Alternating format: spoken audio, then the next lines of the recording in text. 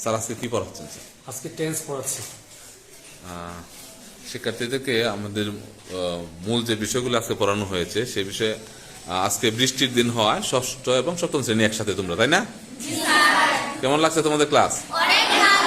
তাই স্যার আপনি যদি আজকে কি পড়াইছেন একটু রিভিশনটা দেন। আচ্ছা, আজকে কি পড়িয়েছে তোমাদের? টেন্সের বাংলাটা কি? তাহলে টেন্সের সংখ্যাটা কি বলতে পারবো আমরা? জি স্যার। বলো তো।